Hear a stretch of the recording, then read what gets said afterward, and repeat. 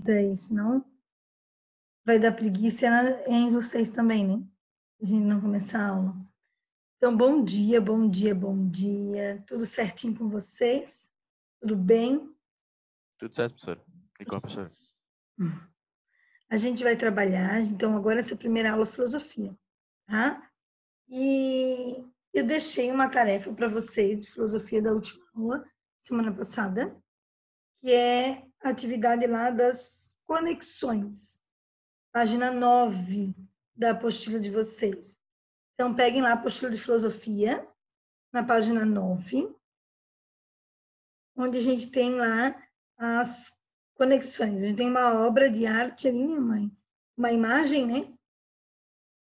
E algumas perguntas ali, algumas reflexões, alguns questionamentos, né, para pensar a partir dessa imagem. Todo mundo com a apostila aí, gente, aberta, tudo certinho na página 9? Bora lá, então? Ó, a primeira, quais os papéis desempenhados pelos sentidos e pelo pensamento na percepção da realidade? Tem os mesmos papéis, o sentido e o pensamento na percepção da realidade, gente? Não? Não? Não, porque Ah, tipo, o teu pensamento ou o teu sentido pode estar errado em relação ao que tu quer fazer. Ele pode te enganar, tipo, eu tô sentindo que aquilo ali é o certo, mas tu não tem certeza. Pensamento é a mesma coisa. O pensamento é tem. parecido, tipo, só que daí tu fica pensando, pô, vou fazer tal coisa e só que tu, ao mesmo tempo que tu fica pensando, tu fica tipo com aquilo na cabeça. Então, o pensamento pode ser uma forma de tu querer buscar algo correto, na minha opinião.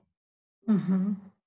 Eu estou estudando, né, gente, a doxa e a episteme, ou seja, a doxa é o sentido, o primeiro sentido que eu tenho de algo, né? E esse sentido pode me levar a algo que não está efetivamente correto. A visão do sentido é aquela visão mais superficial de algo.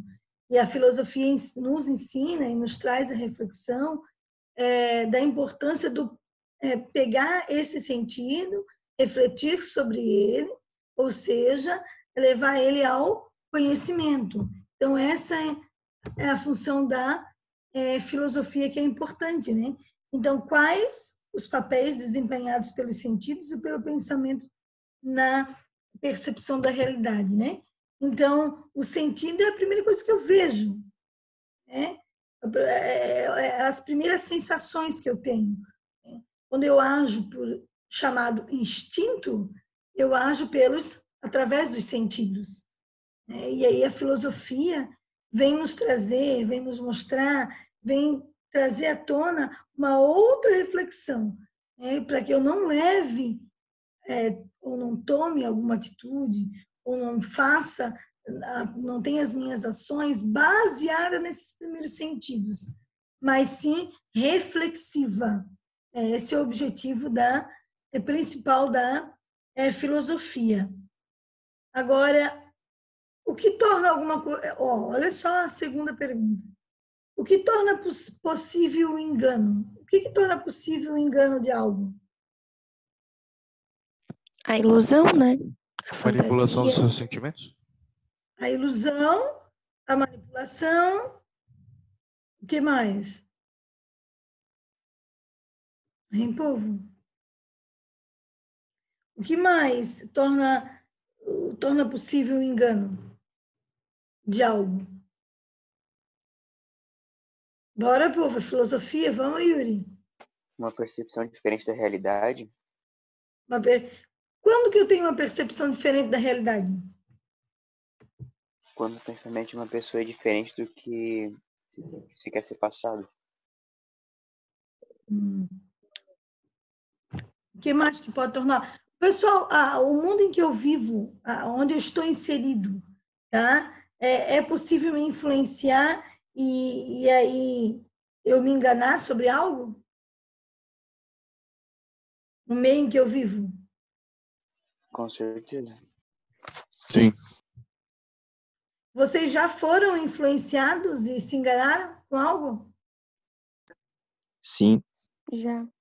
Já foram influenciados e aí depois perceberam que não era bem isso que eu queria, o que eu pensava, o que eu achava, ou o conhecimento depois me levou a essa percepção. Então, a percepção superficial de algo, o meio em que eu estou e a própria manipulação faz com que eu possa me enganar. A mídia, ela tem um papel fundamental nesse processo. Tá? Então, quando a gente fala de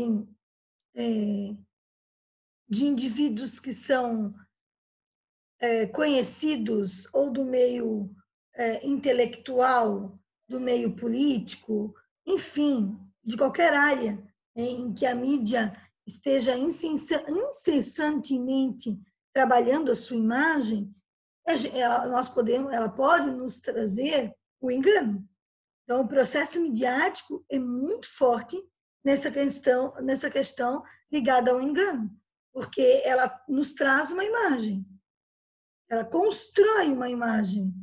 Eu vou dar o exemplo do Fernando Collor de Mello.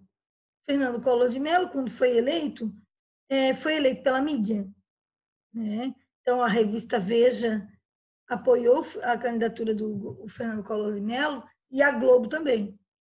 E nós estamos falando de um período em que você não tem as redes sociais. Então, a imprensa visual e escrita, elas eram as maiores influenciadoras. Além de não se ter o meio digital, que ainda estava, né, só em grandes centros, mas as pessoas não tinham acesso a esse meio digital, a TV de canal fechado também, o acesso era mínimo. Então, não tinha a TV de canal fechado, só TV aberta, né? E aí essa TV aberta, ela circulava entre SBT, Globo e Record, né? Bandeirante, mas insignificante o número, né? E a principal revista seria a revista Veja. Ou seja, eles trabalharam a imagem do Collor e ele foi um engano para o país, né? As pessoas votaram nele porque ele era jovem, ele ia fazer diferença, ou porque a Globo retratava ele num jet ski ou fazendo Cooper de manhã cedo, abanando a mão, e então construíram a imagem dele. Da mesma forma que a mídia construiu a imagem dele, também desconstruiu no processo de impeachment, também apoiou o processo de impeachment. Então, essa ideia, essa percepção aí do engano, a mídia tem um papel fundamental. Agora, né, no período que nós vivemos atualmente, nós temos N veículos de comunicação, que isso é muito importante. Então, nós temos não só os canais abertos, mas os canais fechados, nós temos as redes sociais, né, a própria internet, inúmeros sites de pesquisa. Então, a importância, e aí eu volto a frisar, de qualquer ação, de qualquer situação, de qualquer fato, de que forma ele pode ser construído ou desconstruído, a partir do momento em que eu tenho uma visão crítica e eu não aceito uma única imagem, uma única construção ou um único viés sobre aquele fato. Eu percebo que o olhar também é construído da mídia. Então, a mídia ela tem um objetivo. Qualquer veículo midiático tem um objetivo. Então, eu tenho que começar a caminhar e fazer as percepções. A visão é essa, mas se eu olhar pelo outro prisma, qual a visão que eu vou ter? Aí, depois que eu percebo as N possibilidades, aí sim eu construo a minha possibilidade. Eu faço o que nós chamamos de dialética. Eu pego a tese, a antítese e formo a minha síntese. Então, a filosofia, ela vem nos mostrar isso, para a gente romper, né, esses paradigmas e tentar construir, solidificar o conhecimento sem esses enganos todos que nós podemos estar sujeitos, né? Se a gente está falando de fatos históricos, políticos, sociais ou econômicos, nós temos a questão da mídia né? E o meio também que a gente vive. Se nós estamos falando de nós mesmos, nós também somos influenciados por tudo que lemos, por tudo que estudamos, por tudo que aprendemos e no meio no qual convivemos. Tudo isso nos influencia o nosso pensamento e a nossa perspectiva de vida, o nosso olhar sobre as coisas.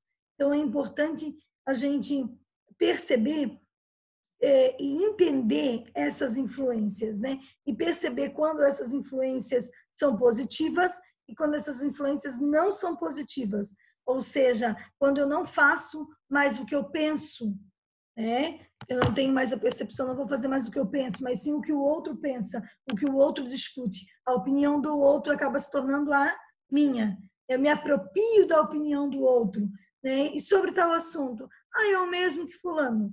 Não, e a minha opinião, será que efetivamente é a mesma? E se tiver um auto-engano? E se o outro também estiver no engano, eu também vou compartilhar esse auto-engano? É a mesma coisa vocês, estão no ensino médio, e aí a perspectiva é um mercado de trabalho, é fazer um vestibular, e seguir uma carreira profissional.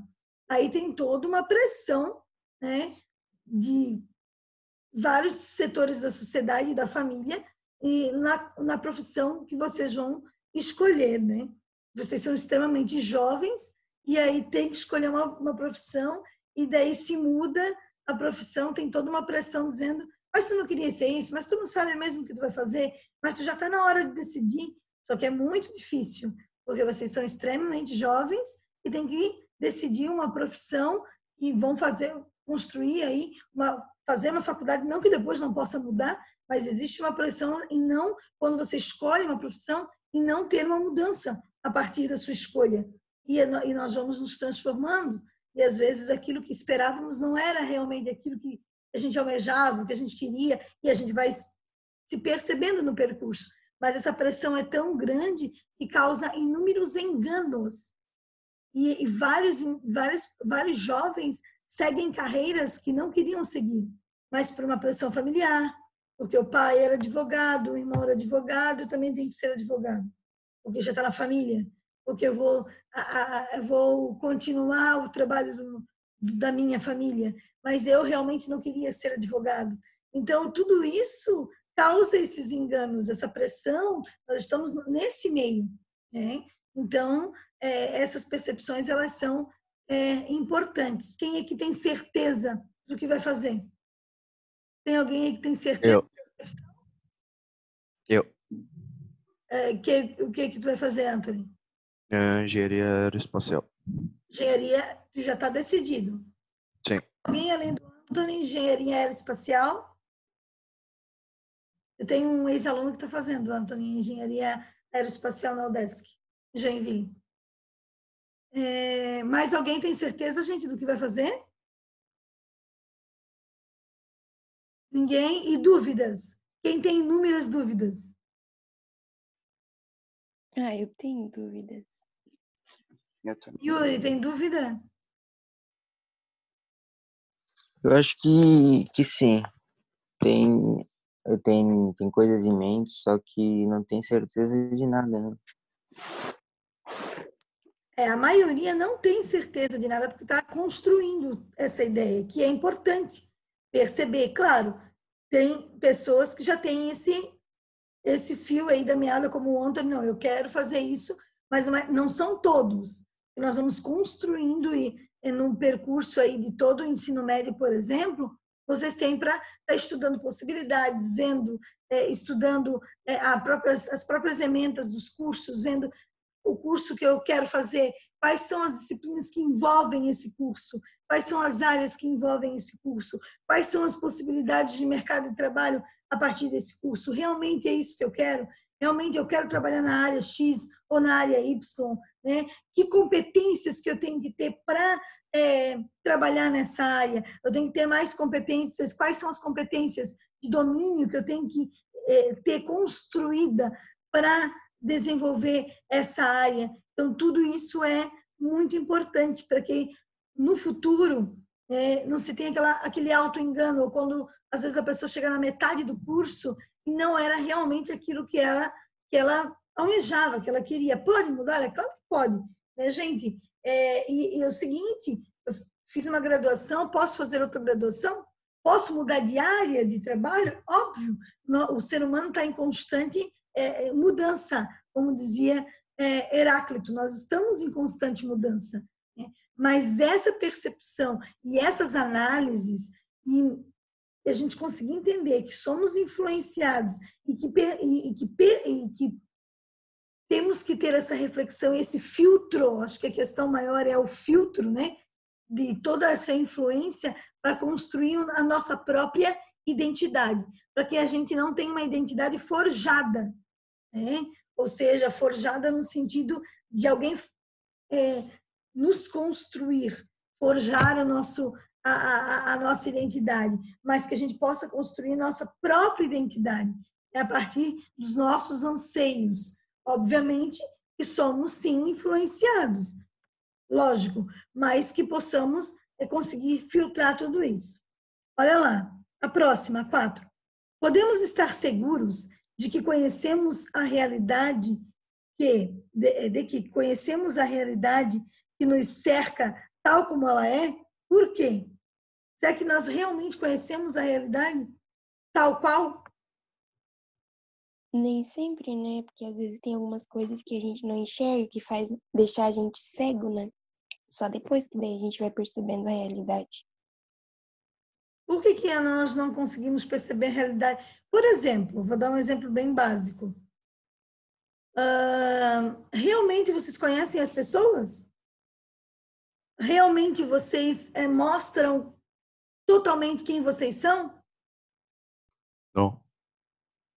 Na sala de aula, será que vocês são os mesmos que são em casa? Ou em outro lugar? Ou numa festa? Eu lembrei do Anthony, gente. Quem é que lembra? Meu Deus. Meu Deus. Né, Não. Anthony? Meu Deus. Eu vi um outro Anthony na formatura, que eu não conhecia. Eu encontro o Anthony no meu quarto, deitado no chão. Gente, eu conheci um outro Anthony, gente. Uma outra vertente, um Anthony multifacetado. Eu disse, olha, tá aí uma coisa que eu nunca imaginei. Por quê? Porque nós realmente conhecemos toda a realidade ou conhecemos parte dela?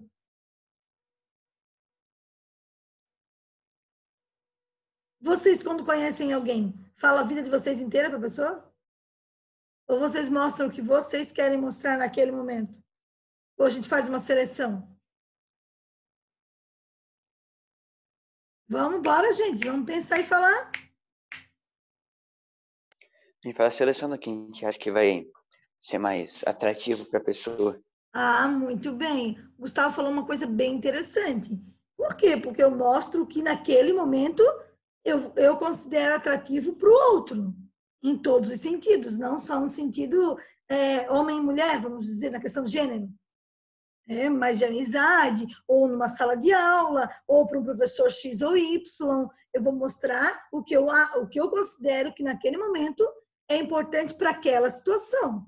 Então, se eu estou fazendo um debate e trabalho com argumentos, eu vou construir meus argumentos e mostrar o que eu acho interessante. Se no outro momento o posicionamento é outro, eu também construo meu posicionamento conforme o meio no qual eu estou inserido, conforme o que eu quero mostrar e como eu quero mostrar, dada a situação. Então, e isso é bem interessante na filosofia, por quê? Porque Platão falava muito isso.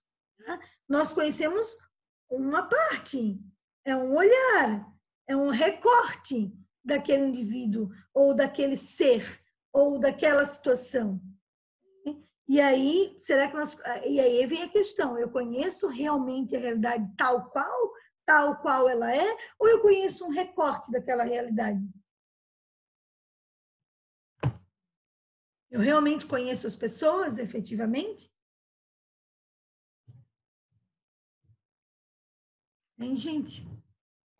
Não, só conhece a parte que a pessoa quer que tu conheça. Ou até a parte que tu já chegou a conhecer da pessoa. Já ouviram falar quando termina algum relacionamento, a pessoa diz, eu fiquei 10 anos, 15 anos, eu não conhecia a pessoa com quem eu convivi 10 anos. Por quê? Porque é o que o Gustavo acabou de comentar. O indivíduo, ele tem isso, sabe? A gente fala aqui, são cascas, né? Que tu vai tirando essas cascas, ou se auto-reconhecendo, ou tu fica ali naquela mesma situação, e conforme a tua construção de relações vão se dando, tu vai construindo isso, vai moldando, ou vai tirando essas cascas para que essa pessoa conheça. Eu já ouvi muita gente falar, eu sou um livro aberto, todo mundo sabe da minha vida. Até que ponto isso é positivo?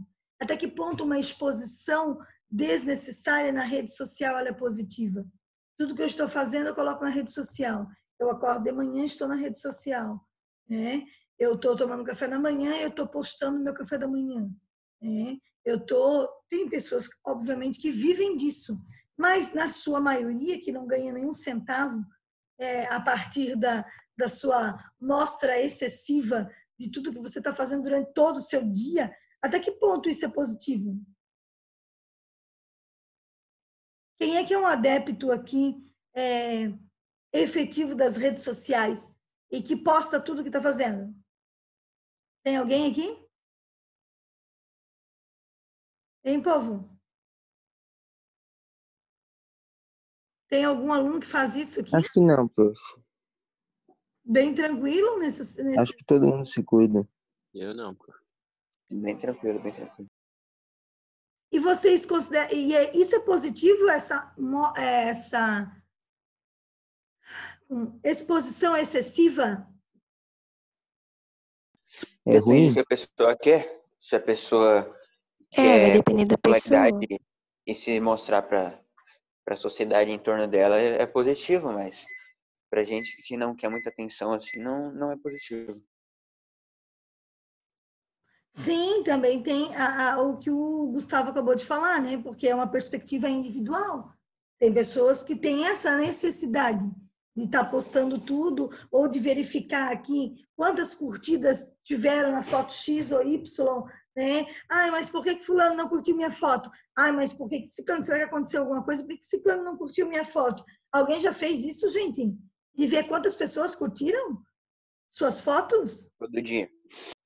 Eu, Não. prof. Quem? Todo o dia. Já fez essa contabilidade? Já contou aí quantas pessoas curtiram?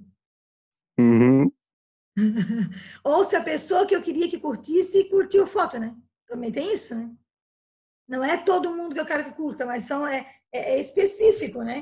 Eu não curtiu a minha foto. Então, claro que a mídia e o meio em que a gente está hoje está muito relacionado a essa situação, porque a gente está inserido nela.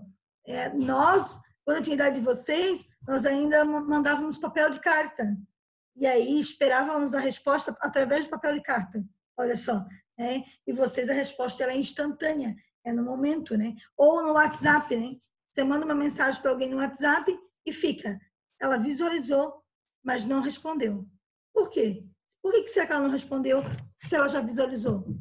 Então, esse imediatismo que a gente vive hoje também causa muitos... a área da psicanálise, a área da psicologia vem estudando o efeito desse imediatismo. E nas crianças isso é muito forte, né?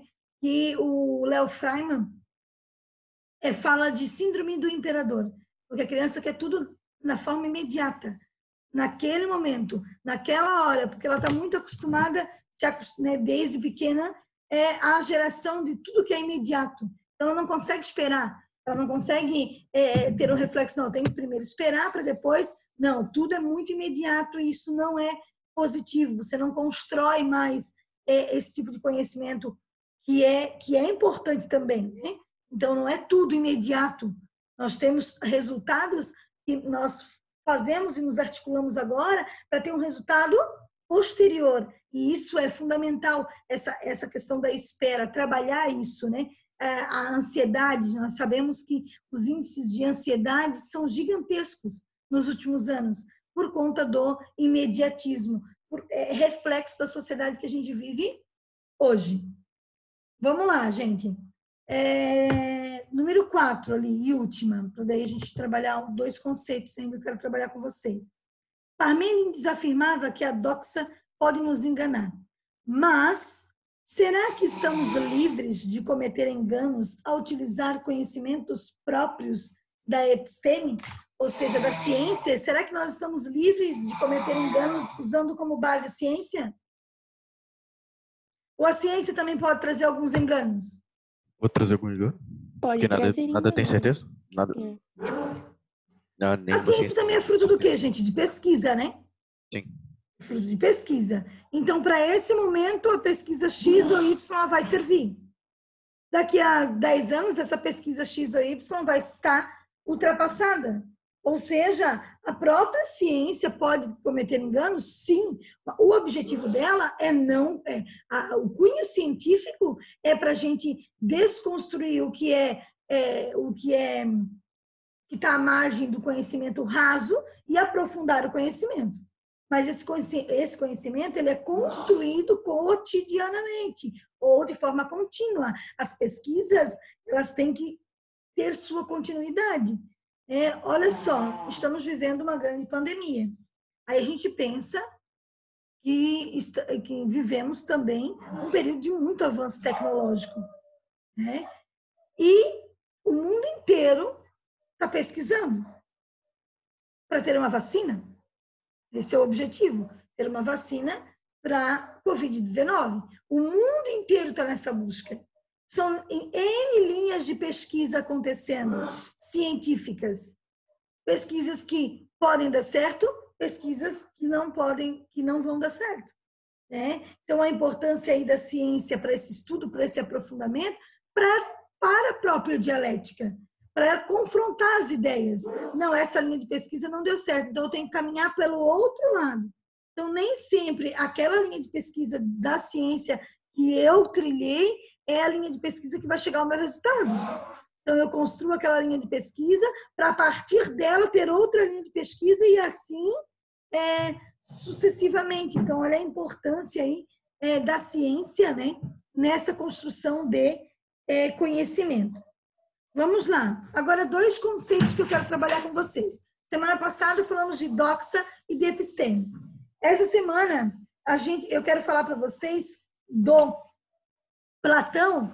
E o Platão, ele trabalhava com uma dualidade, certo? Então, com extremos. E ele vai trazer para a gente, tá? O conhecimento sensível versus o conhecimento inteligível, tá? Conhecimento sensível são os nossos sentidos, tá? E o conhecimento inteligível, tá? É o uso da razão. Então, isso só vai quebrar, isso só vai mudar com Aristóteles, tá? Até Platão, eles dividem. Aristóteles, ele fala que tem que parar com essa dualidade, chega de dualidade, tá? Então, Aristóteles, ele quebra esse paradigma que veio sendo construído por pré-socráticos e também, por exemplo, por Platão. Então, Platão ele tem uma oposição aí, essa dualidade entre o conhecimento que é sensível, que é a partir dos nossos sentidos sobre algo, e o conhecimento inteligível, que é a razão. E o Platão dizia que a gente só pode chegar efetivamente ao conhecimento, ou a gente só pode ser feliz quando eu chego ao conhecimento inteligível. Quando eu abandono o conhecimento sensível, ou seja, quando eu abandono os meus sentidos e chego só uso a razão. O Platão vai dizer que isso é praticamente impossível. Eu não tenho como me desconectar dos meus sentidos para chegar exclusivamente à razão e utilizar só a razão como medida de todas as coisas. O Platão diz que a gente só consegue chegar à felicidade quando utiliza a razão como medida de todas as coisas. Ou seja, me desconecto do meu corpo para chegar ao conhecimento, para chegar à razão. Ou não tenho acesso a alguns prazeres, que eles chamavam de prazeres da carne, vamos dizer assim, para chegar ao conhecimento. Quando eu me afasto de tudo e de todos para chegar ao conhecimento, ou seja, para usar a razão. E o Aristóteles vai dizer que isso é impossível. O indivíduo é ele em si mesmo. e ele também com a razão. Então, essa dualidade platônica vai ser quebrada quando no advento de Aristóteles. Aristóteles era um grande seguidor de Platão. No entanto, ele quebra esse paradigma que o Platão nos traz. O que vocês concordam? Concordam com Platão ou com Aristóteles? Hein, povo? A visão de vocês é mais platônica ou mais aristotélica? Platão, lembrem, dualidade. Mundo sensível versus mundo inteligível. Mundo sensível, sentido. Mundo inteligível, razão. O Platão dizia que nós tínhamos que nos desconectar de tudo para chegar à razão. O Aristóteles vem e diz, não, nós somos o indivíduo em nós mesmos. Eu não tenho como romper. É algo uníssono. O que vocês consideram?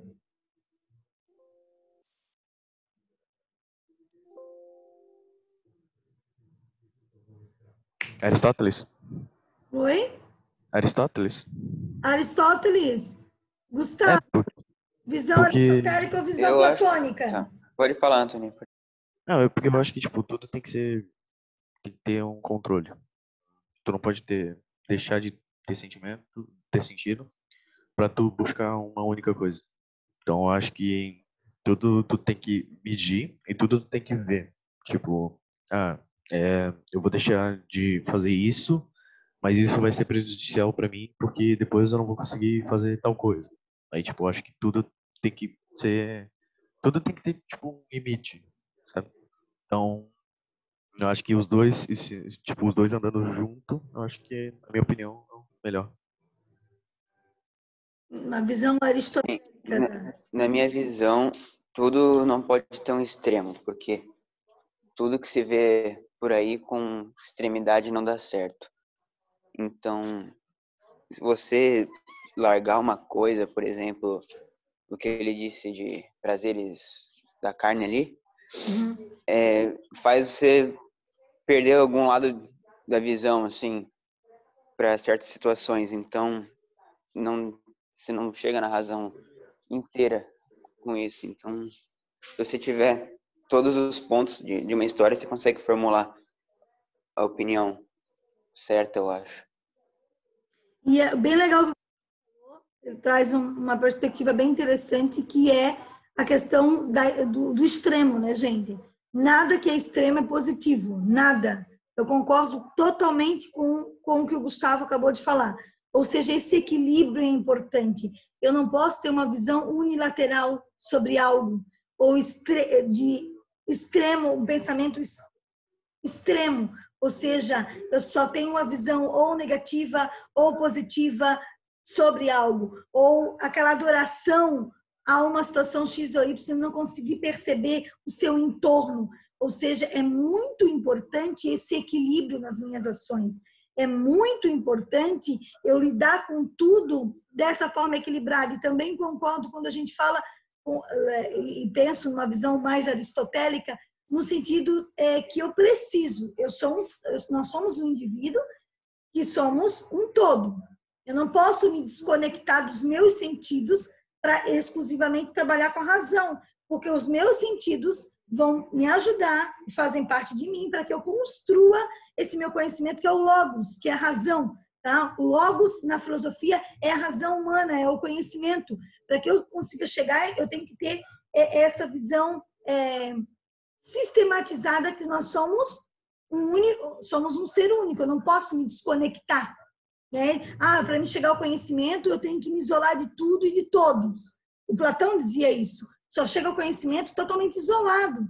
Ou quando você se desconecta da sua carne. Ou seja, nenhum prazer que é dos sentidos pode ser valorizado para chegar ao conhecimento. Então, é importante a gente perceber, eu acho que Aristóteles traz uma contribuição fundamental.